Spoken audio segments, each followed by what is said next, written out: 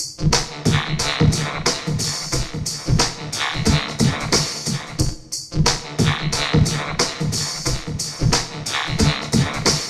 back to another episode of Read Up Chicago Magazine. I'm your host, Lorrin Cash. Today we're sitting down with two comedians, Dyon Brooks and Dee Will.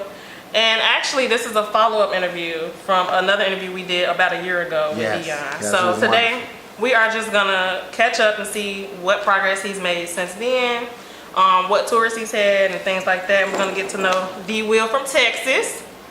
All right, so go ahead and reintroduce yourself. I'm sure everybody knows you, but for those who don't. Okay. Thank you, absolutely. Thanks. First of all, thanks for having me. No problem. Really appreciate it. So I'm Dyon Brooks, also known as Mr. James. I know a lot of y'all may know me for that. For some of y'all that don't, y'all need to go ahead and get up on Mr. James. But right now, I'm currently on a tour that I'm headlining titled Hysterical in Person. You know, that's pretty much me proving to the world that, you know, I'm funnier beyond the internet. I think internet comedians get this stigma that that they only can be funny on the internet, and I'm so much more than that. And also, you know, we got skits and stuff coming up. I'm changing up the skits. I'm getting a little bit more out there with my creativity, and then I guess that's how my brother Dee Will came along, right? That's how I came along. I'm just following your brother. Yeah. So tell them a little bit about yourself. I know you're from Texas. Yeah, my name is Dee Will, skit from Texas, and I might be known on the internet as a woman in a nursing home named Miss Pearlie Mae. That's what my skits came from that blew up, you know. But now I'm transitioning into stand-up comedy thanks to him. You know what I'm saying? So we working on a lot of projects. You can catch me on Hysterical in Person tour, and it's been amazing. Have you actually had a first-time experience doing stand-up yet? Yes, I've been on the tour since how long? February. Oh, okay. I introduced him to his first. Yeah, to my first. To his first. I mean, I guess his first time when we're going up there, I just told him to go get on the microphone and just say hi to the people. My thing is this: I just been trying to ease him into something that I know he's capable of doing. Everybody can't do it, but just knowing him on a personal level and just seeing how naturally funny he is, I think he has the potential to be outstanding on stage. And if I had a platform, you know what I'm saying, I want to be able to share that with him so that he can get stronger. Yeah, I really think that's great that you want to take your platform and give other comics the opportunity to even step out beyond what they're doing. Right. So I have noticed that you have been being a little bit more creative. You've been working with more people in your skits. Can you shout out some of those different people that you've been working with? Absolutely. First of all, let me shout out my little sister, Katie Wilson. Katie, that's my girl. I love you. If y'all don't know Katie, y'all know that she go know her. Cause she only trying to buy 1 week. 1 week. That's my girl. Also, man, my brother, Timothy Wilson, aka Prince T-Dub. Corporate, shout out to you. Shout out to Dontario. Shout out to Shaky Baby.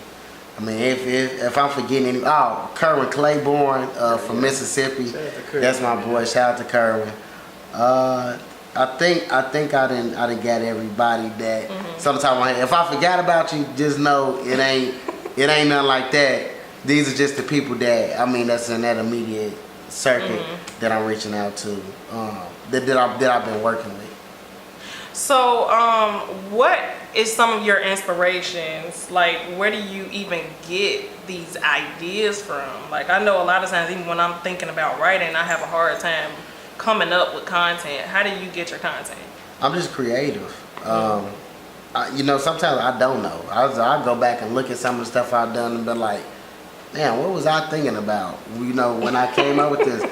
But you know what, man? It's just all about knowing what the people want, what the people gonna like, and it just comes together. I mean, I have my days where you got writer's block where you don't know, man, I don't know what I'm gonna do today, or how to make this work today. But you find something, and you make it work.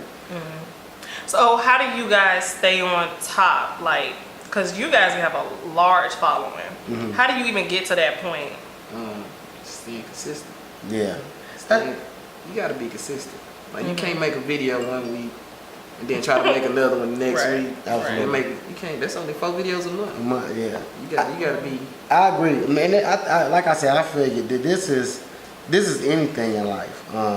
I think the key to all success is consistency, and that's what I look for when I bring people around me. Like when I met him, you know, the number one thing that stood out to him about me was his consistency.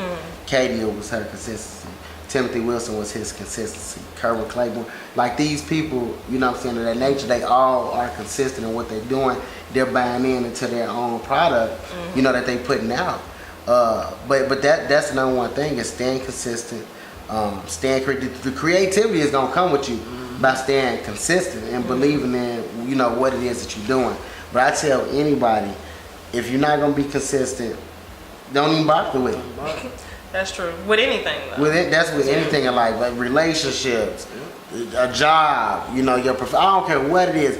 If you're not gonna be consistent in it, don't even bother. And I think I said this on the last interview, and I still firmly believe in this, is that the key to consistency is that if you're doing something for 6 months and then it might not be working how you want it to work, and I'm a testament to this. I mean, I sat in this same room, you know, last year, and I wasn't exactly where I wanted to be, but I knew where I was going.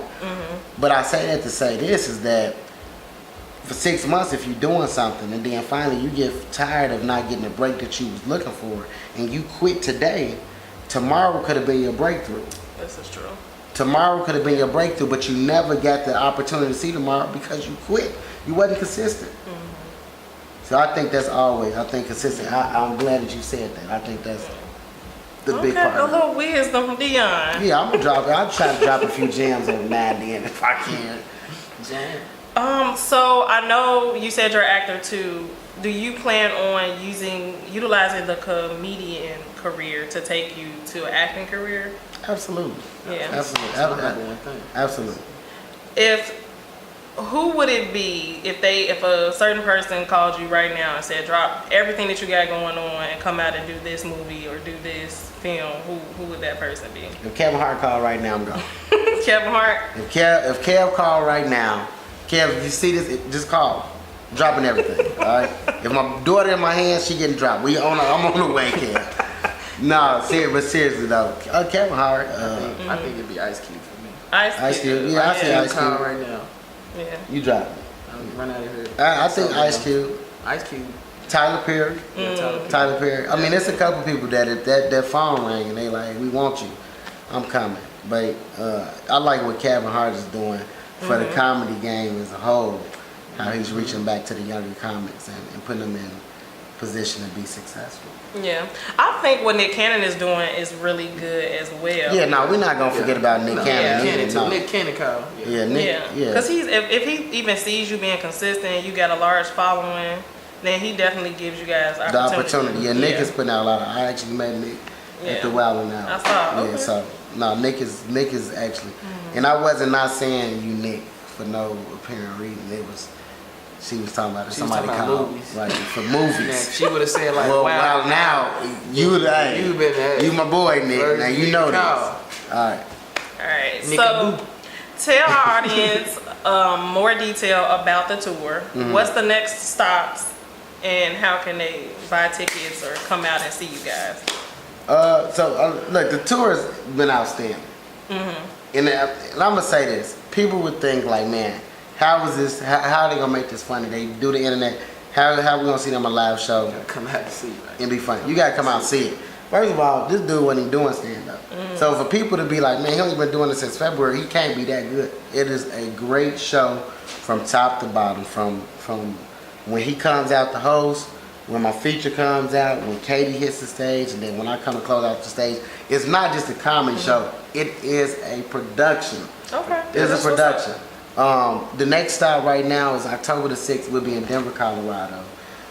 Detroit, Michigan. We going back to Detroit. The show is so good. Yeah, they want me to come back for a third time. Hey. Detroit. That's Third time. good. We already got 2 sold out shows on the book in Detroit. So we coming back to Detroit for a third time. St. Louis, Missouri got 5 shows in November. Flint, Michigan, we coming. Jacksonville, Florida, will be coming. I mean, we taking the show everywhere. We just did 3 shows at the world famous Stardome. Okay. If for y'all that's not familiar, the Stardome is the very comedy club that put Steve Harvey in position to succeed. And I headlined that 3 nights. Dee Will hosted. Wow. Amazing. We had 400 plus people there on the Tuesday night.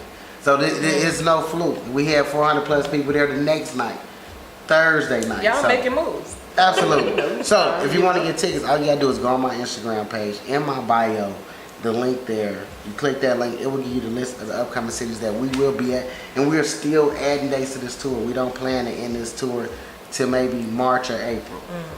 Okay. But we got dates all the way up until December right now, but we are still looking to add more cities as the demand comes from other cities. Okay. I definitely want to meet these characters that you guys impersonate on Instagram. So if Mr. James was here right now, what would he say? Should I even ask that? Mr. James, when you hit me up and say, can we do another interview? Mr. James would tell you, I mean, yeah, we could do it, but we're gonna have to do a little fucking or something like that.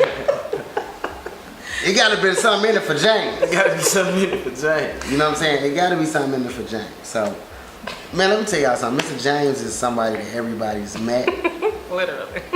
He's somebody that everybody's met, or he's somebody that you know about through somebody else. You know what I'm saying? But Mr. James is a person that everybody knows, and I think that's why it's been so successful, because so many people can relate to it and grasp the concept of what I'm putting out there as far as the content.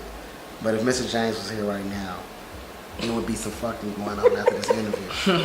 Matter of fact, the fucking would have been first if James is here. And about the nursing home elderly woman, what's her name? Miss Pearlie Mae. Miss Pearlie Mae. What is Miss Pearlie Mae got going on? She's somebody that everybody done met to if you like worked at a nursing home, because she talk a lot of shit. So, and she don't let nothing slide. You know what I'm saying? So, but if she was here, she probably like call you like a hoe heifer or something. Like heifer. She used cuss words backwards. All her cuss words is backwards. So. Okay. And she give all the CNAs hard time. So no matter who it is. And then she talked to the young dude and give him her check for sex. Oh my lamb. So, She was sugar mama. Yeah. Sugar mama and sugar daddy. Okay. All right. But so she don't do a lot of fucking. Like she James. She don't. Every once in a while. Only on the first when the check comes. James, he gonna try to. James hit the opportunity. Sunday through Sunday. Yeah. If it's an Do opportunity. he need Cialis? James? Yeah. It depends on the one. He wouldn't need it for you.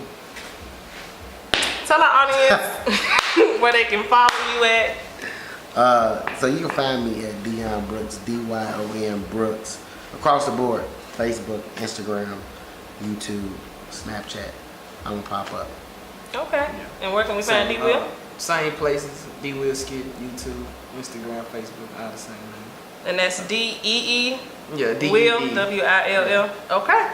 Thank you guys for coming out. I really had a ball. You guys are hilarious. Thanks for tuning in to another episode of Read Up Chicago Magazine. Be sure to follow us on social media at RUCMAG and subscribe to our YouTube. Thank you. We gotta get some pictures. Woo! So I gotta put on my heels for that. I tried to turn my damn phone on side. Yeah. Your phone going on, man. Somebody did just tell me that.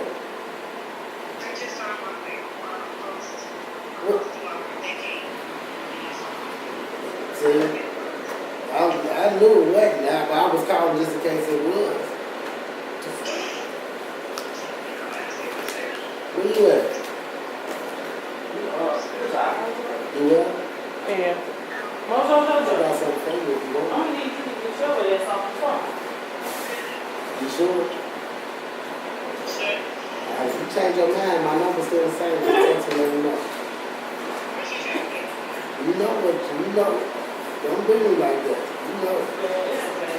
It's been a long time.